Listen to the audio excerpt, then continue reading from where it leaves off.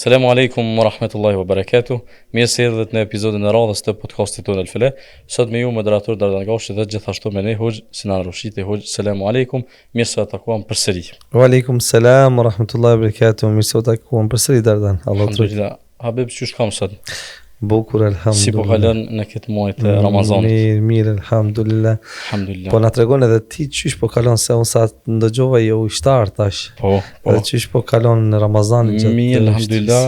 Normal nuk është gjithmonë lehtë, po me ndihmën e Allahut dhe me mbështetjen tek ti, po e di se nuk e pritet këtë pyetje, po pagas këtë pyetje, po alhamdulillah, normalat e bëjmë për Allahun, po sinqerisht për to. Po është edhe një kënaqësi sepse po mundum edhe me thonë se mi bëni fakt për njerëz. A ishe pajtu unë një 3-4 minuta ta marr vendin tënd dhe ti vendin tim për të parashtruar në një pyetje, inshallah. Bon. Po inshallah. Okej. Masi që tash tu bo ushtrin këtu në Zvicër, alhamdulillah. Edhe gjithashtu vikendeve vjen dhe viziton familjen, një të kohë edhe bëm podcastin brama. Allah është problem për kohën, për mundin. Ne dim se ushtrinë e bojnë edhe të ne, Maqedoni, Kosovë, Ballkansen.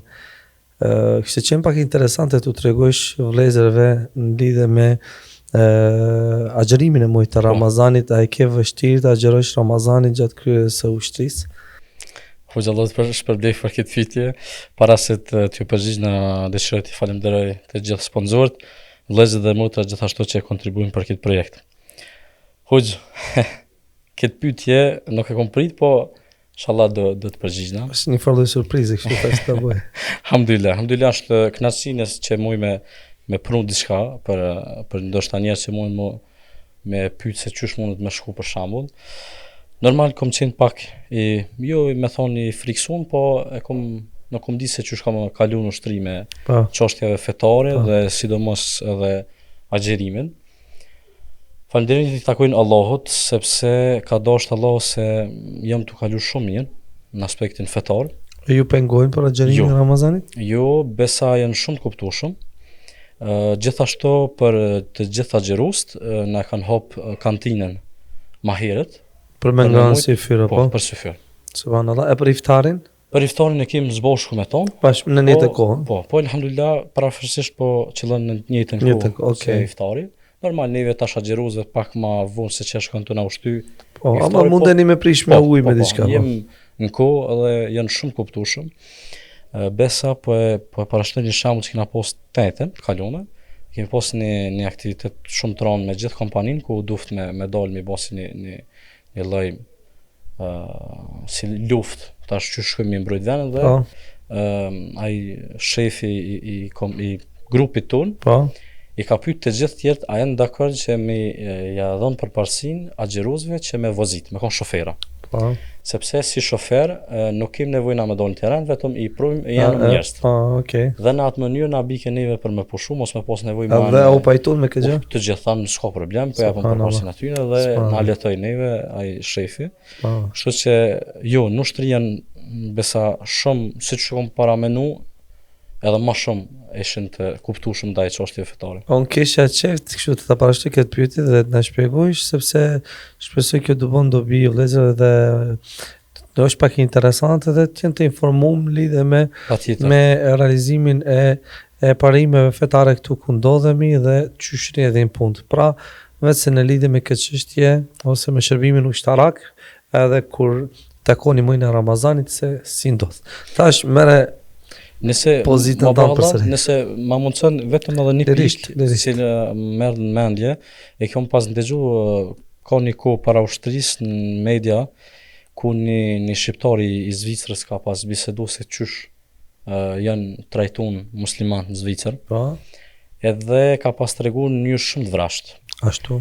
Por faktikisht mund na unë me dëshmu për këtë se nuk është e vërtetë për çështje ku Gjithashtu edhe sidomos tash në Ramazan, po normal që kemi biseduar edhe në episodin e kaluar. Normal në Ramazan gjithkush është edhe musliman e jo musliman është pak më i qetë. Në shumicën e kohës na lejojnë edhe sidomos tash në Ramazan na kanë leju një dhumë posaçëm ku unë më shku më fol në muslimanët edhe gjithashtu në kohë. Na pyesin se kur hen namazi edhe nëse shohin që nuk e pengon ato të tjerë, ju japin për shembull 15 minuta pauzë edhe në atë mënyrë mundem më shku më fol. Kështu që ju mua më thonë se në Zvicër musliman sidomos për ushtrinë, mazë është fjala për ushtri, jemi trajtuar më mirë se në vendet tona. Sikur mundi me po mikrën e kam hale, kurse në vendet tona duhet me diçka nuk thonë se vetëm që e kërkojnë është se ushtari duhet më duk i pastër, kështu që kërkojnë mos me lënë shumë. Po, kuptoj. Kimi që mund me shku në me rregullu po. Me rregullu ka pak, po jo, kam pas më pyetën ditën e parë, kanë thonë. Edhe me siguri nuk i vetmi. Jo.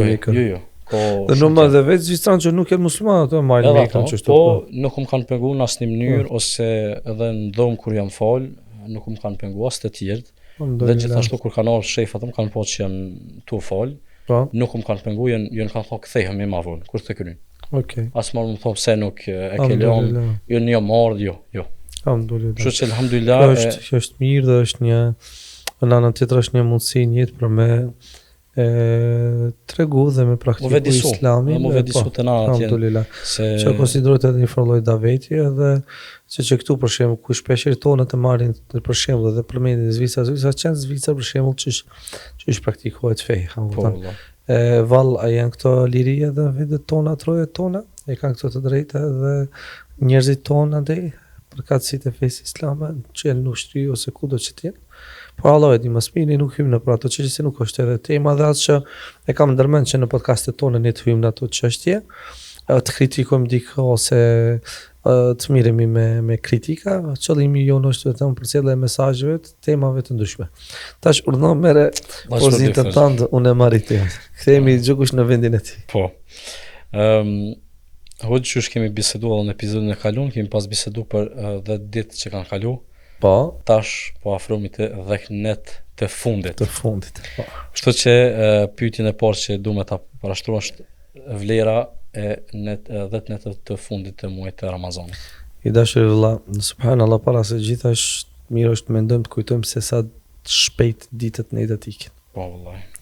Shumë shpejt, subhanallahu, hiç pavrit. Hiç pavrit edhe ajo që është e frikshme se o Zot falna sa i shfrytëzum. Sa i shfrytëzum dhe ky Ramazan do të dëshmon për ne apo kundra nesh në ahiret. Sa Ramazani ka kalu dhe kalojnë, sa jemi vedisu dhe kemi ndërmend që të vedisohemi. Allahu na falt. 10 ditët më të mira janë 10 ditët të muajit Dhulhijja. Netët më të mira janë 10 netët e fundit të muajit të Ramazanit. Për vlerën e këtyre netëve, edhe pse këto net e kanë vlerë kaq të madhe, ka folur Allahu subhanahu wa taala në librin e famulart, ka zbrit sure, ka zbrit ajete, po gjithashtu edhe vetë pejgamberi sallallahu alaihi wasallam. Ajo që dëshmon vlerën e kësaj nate është se e këtyre 10 netëve realitet është se në mesin e këtyre netëve është një natë. Ajo natë që nuk ndodhet në muaj të tjerë, nuk ndodhet në net të tjerë, nuk ndodhet as në 10-shin e parë, as në 10-shin e dytë, por ndodhet në 10-shin e tretë të fundit të muajit të Ramazanit, që është nata e Kadrit, për të cilën Allahu thot inna anzalnahu fi lejletin mubarake. Vërtet ne Kur'anin e kemi zbritur në një natë të begatshme. Është nata e Kadrit. Edhe surën Qadr siç e dini, inna anzalnahu fi lejletil qadr. Me vërtet ne Kur'anin e kemi zbritur në natën e Kadrit. E kjo natë është nata që ndodhet në 10 netët e fundit të muajit të Ramazanit, i lumjaj të cilit i mundsohet që të arrijë këtë natë dhe ta shfrytëzon me shumë adhurime e ibadet. Kjo natë për të cilën ka thënë Allahu subhanahu wa taala khairu min alfi shahr. Është më mirë se 1000 muaj. Nuk ka thënë e mirë 1000 muaj, sa 1000 muaj. Po më e mirë se 1000 muaj. Do të thënë më e mirë se 83 vite. Jo 83 vjet, Po, më shumë se 83 vjet. Se me të vërtet ka... Po, se këto mirë duhet dëgjohen këto ajete, pra, khairu min alfi shahr, më mirë se 1000 muaj. Jo e mirë sa 1000 muaj, po se më mirë se 1000 muaj. Pra është më me vlerë se 83 vite, më me vlerë se më shumë se një ymër, se një jetë të njeriut, të cilën nëse njeriu arrin edhe shfrytëzon, ati do t'i regjistrohen veprat e tij të mira, sigur i ka bërë më shumë se 83 vite. Qofshin ato veprat të mira, qofshin ato veprat të këqija. Dhe Allah e din më mirë se sa ja shumë fishon. Se që them më shumë, ashtë Allah e din se sa... Pa pikëdyshimi, në 10 fish edhe më shumë, çdo vepër që robi e bën gjatë kësaj nate.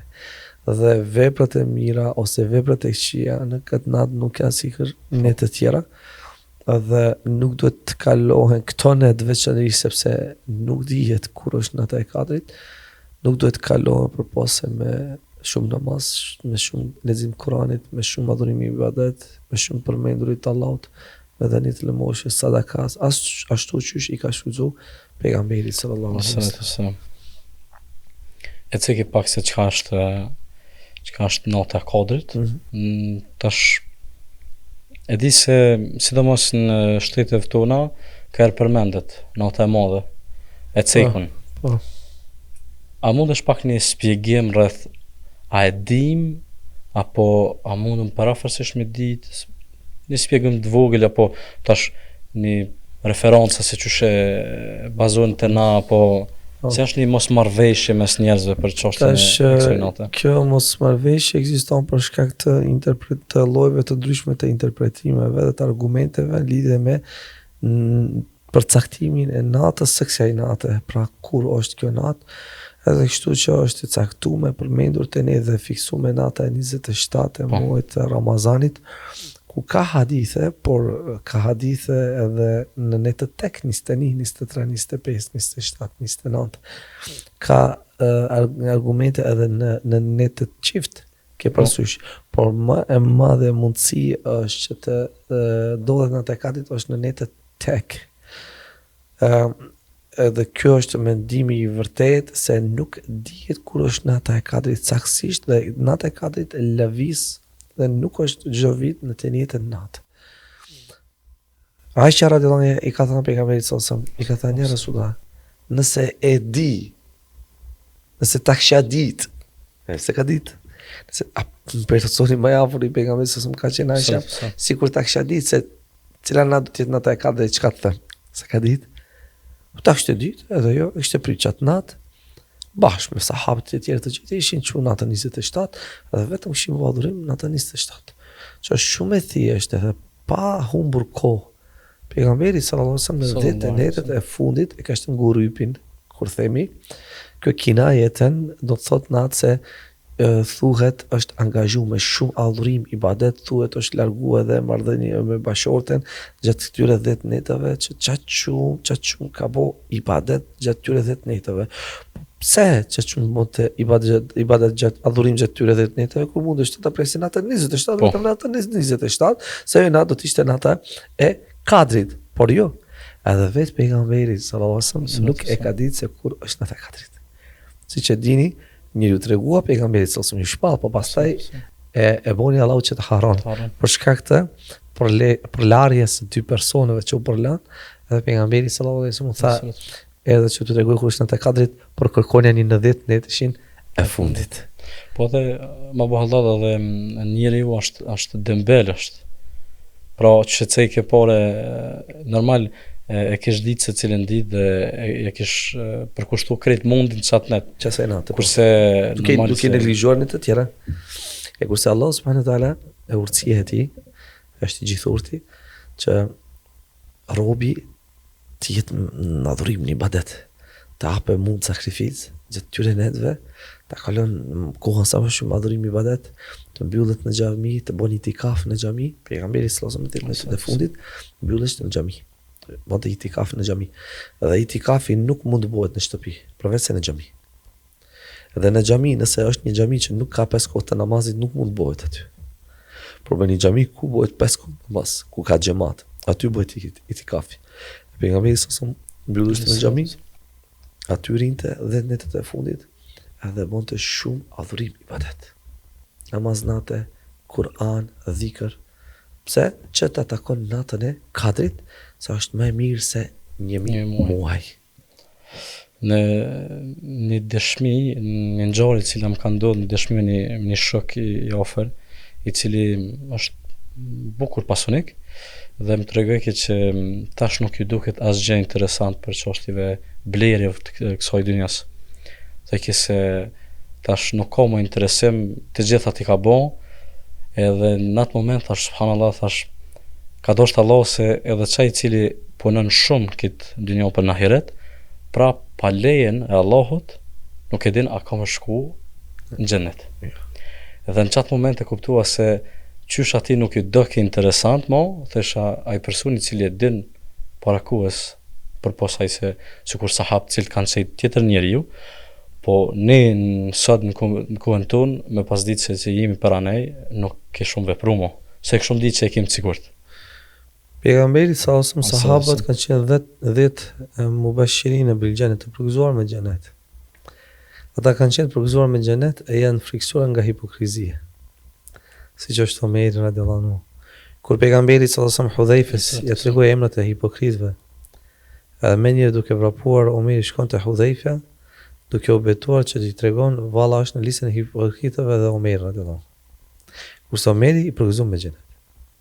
Ne nuk na diet halli gjendje, të dobët, shumë pak ibadet, shumë pak adhurime, plot gjuna, edhe kur vjen koha edhe këtë muj, edhe këto në të fundit, edhe aty tregojmë dembele, edhe aty tregojmë të dobët, edhe për aty edhe atëherë nuk gjejmë kohë për Allah subhanahu wa taala, se ymri shkoj, jeta kalon, e shumë pak vepra të mira kemi bë. Shumë vepra të këqija jemi të bë. E si do shkojmë, me çka do dalim para Allahut subhanahu wa taala? Do të jemi të bindur se këto vepra të cilat i bëjmë janë për hajrin ton, janë favorin ton, janë dobi ton. Është të mira për ne, s'ka nevojë Allahu për ne kemi nevojë. Andaj ashtu ne të shfrytëzohen maksimum prej domethënë normal ata të cilët fillon agjerimin me domethënë me 18 i bie dita e han në mbrëmje, pra me perëndimin e diellit, fillojnë 10 netët e fundit të muajit Ramazanit, kurse ata që kanë filluar me 19-tin, është dita e martë mas perëndimit të diellit.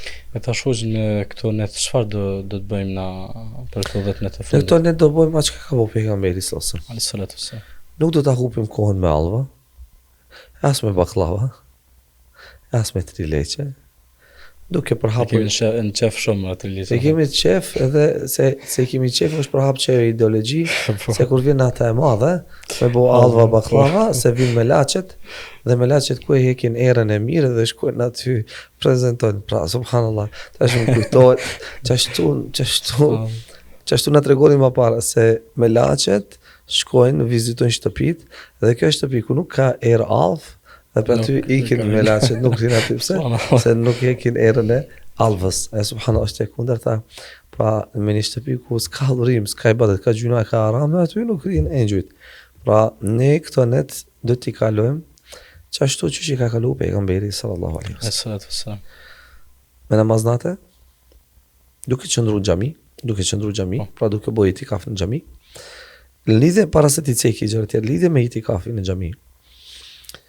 Normal, ai që nuk ka nevojë të dale për xhamis, duhet me nejtë në xhami. Nëse bën itikaf, duhet me nejtë deri në paraqitjen e hanës, pra deri në natën e Bajramit. Nëse personi ka nevojë, është në punë, duhet shkon në punë, ose duhet fëmijët të çojnë në shkollë, ose ka nevojë duhet dalë. Është një arsye. Po, shkon del, kryen nevojën që ka dhe kthehet në xhami. Qoftë 1 orë, qoftë 2 orë, qoftë 10 orë, të kalon në xhami. Itikaf të bën në xhami. Kështu ka thënë edhe Sheikh Ibn Baz Allah më shiroft. Pra edhe 1 orë personit nëse mundsohet aq me nejtë në xhami, se s'ka mundësi për ndryshe më shumë, i konsiderohet itikaf. Pra me nejtë në xhami.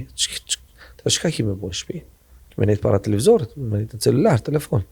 Hajta shfrytëzoj këtë ditë, shfrytëzoj këtë net me adhurim ibadat në vendet më të bukura më dashur tek Allahu që janë xhamit. Pra me bëj itikaf, edhe me çka I kalojmë këto ditë këto net, kalojmë me namaznate. Vetë namazi teravis është namaznate. Po veç asaj falim edhe namaznate, domethënë çdo natët e fundit dhe natët e fundit të Ramazanit, falim namaznate, siç e kemi edhe program para syfyrit. E pastaj normal ne këtu te xhamia bëjmë edhe syfyr. Ne kemi iftarët çdo natë për fillim të Ramazanit deri në fund, po gjithashtu edhe natët e fundit kemi syfyr.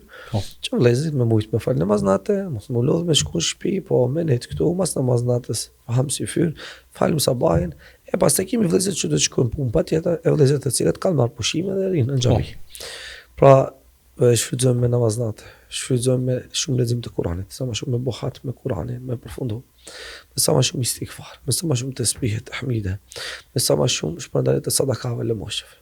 Në këtë mënyrë shfrytëzojmë që ta takojmë qatë natë që do të na regjistrohet tek Allahu më shumë se 83 vite sadaka, më shumë se 83 vite namaz, më shumë se 83 vite sjelljes mirë ndaj prindërve dhe kështu me radhë. Si çdo kohë e cila e ka edhe doën e vet, besoj që edhe nota e Kodrit është një do. Është një dua të cilën e ka pyetur Aisha radhiyallahu anha pejgamberin sallallahu alaihi wasallam, ka thënë Rasulullah, nëse e takoj natën ka çka më thon, فماذا يقول pejgamberi sallallahu alaihi wasallam I ka thënë quli thuaj Allahumma innaka afun tuhibbul afwa fa'fu anni. Wallah ti je falës, do faljen, më fal mua. Edhe pse në lidhje me këtë hadithin ka prej muhadithinëve që e kanë bërë daif hadithin, po ka prej tyre të cilët domethënë e kanë bërë tarxih, e kanë saksu hadithin, por si do qoftë është hadith e dua një lutje për hapur shumë, edhe të kallzoj sinqerisht bashmëram e lexova kët në lidhje me vërtetësinë e kësaj lutje, shpjegimin e librit Bulughul Maram, që shpjegon Abdul Muhsin ibn Muhammad al-Qasim, imam xhamis pejgamberit sallallahu alaihi wasallam. Dhe aty përmend zinxhirët dhe cekse ka edhe për atyre që i kanë vënë daif këtë lutje, por sidoqoftë ka për atyre që e saktësojnë. Por kjo është lutje që pejgamberi sallallahu alaihi wasallam ka këshilluar Aishën për me bëu sa më shumë, por nuk është e vetmja si lutje. Po, pra çdo lutje tjetër me kërkim falje për ty, për të tjerët. Nëse dikush është I smur, me u lut për të, Allahu më shëro. Nëse dikush është I varfër, me u lut që Allahu ta pasuron. Dhe kështu me radhë. Lutje të dyshme që ne kemi nevojë dhe të tjerët kanë nevojë. Vaç përbleft. Me të gjithë ty vëllai. I cike ka pak praktikat, po tash nëse mundesh prap me I përmbledh praktikat ose si ta shfrytëzojmë praktikisht 10 net e fundit. Pra edhe një herë cekim praktikisht 10 net e fundit I shfrytëzojmë me qëndrueshmëri në xhami, pra duke filluar itikaf, duke qëndruar në xhami, me namaz taravis me imamin deri fund. Pejgamberi sallallahu alaihi wasallam ka thënë: "Men salla ma al-imam hatta yansarif kutiba lahu qiyamul layl." Kush fal me imamin derisa që imami ta kryen, atij I regjistrohet tek Allahu subhanahu wa taala sikur ka falë namaz natë gjatë natës. E pastaj qëndron në xhami, alhamdulillah në xhami ka mundësi me bujt, me nejt, me pushu, me flet. E pastaj vjen koha që caktohet për namaznate, me fal namaznate. Normal, kjo është për burra për gra. Se itikaf është edhe për gratë, nëse dëshirojnë. Ka të drejtë. Ka të drejtë. Përndryshe nëse në shtëpi don me nejt, me fal namaz në shtëpi, mund me fal namaz një të mënyrë, me fal namaz natë, me fal nafile, me lexu Kur'an, aty me bodhikër, aty me pushu, aty me lexu Kur'an, aty me bodhikër, merr lajm dikun se na hapin sadaka ose kërkojnë ndihmë. 1 franak, 2 franak me dhanë sadaka, sepse pejgamberi sallallahu alaihi wasallam më shpeshhet ka qenë, më shpeshhet se fryma gjatë muajit Ramazanit në dhënien e lëmoshës. E kështu pejgamberi sallallahu alaihi wasallam I ka kalu këto net dhe sa më shumë u largu prej gjërave të cilat na I vjedhin kohën. Po. Veçanërisht celularit. Sa më anës celularit ka më shumë Kur'anin ta marrim dorë se celularin. Nëse edhe 10 netët e fundit sum e praktikisim celularin. E kolla e praktikisim Kur'anin. Wallahi kemi problem me zemrën tonë. Wallahi kemi problem. Kush do të po unë lexoj Kur'an celular, po merr Kur'anin. Nuk është mirë ti të lexosh Kur'anin ta lexosh celular duke pasur Kur'anin aty. Neglizhohet Kur'ani në atë mënyrë. E pastaj në të kohë vi mesazhe të ndryshme që të dekoncentrojnë dhe pastaj të largojnë nga ibadeti, nga adhurimi. S'pa marrë kujtën një video që kum po besa nuk e dia ka qenë prom apo par prom, ku ku e tregoj ke se ti shumë qenë aq të vetëdijshun edhe ti shumë nga mos Koranit si për celular dhe tregoj ke në mënyra të ndryshme se kur u zgjoj ke pijxhumi mes natës dhe e lyp ke Koranin, sikur ne që mundon me e lyp telefonin apo në xhep kur të dalim prej shtëpisë e lyp ke Koran dhe me të vërtet ke një mesazh shumë jemi të sprovum një kohë sprovë e madhe me të vërtet që dy hapa suni bëjmë pa celular. Dy hapa suni bëjmë pa celular. Askund su shkojmë pa celular. Gjën e parë që kërkojmë celularin.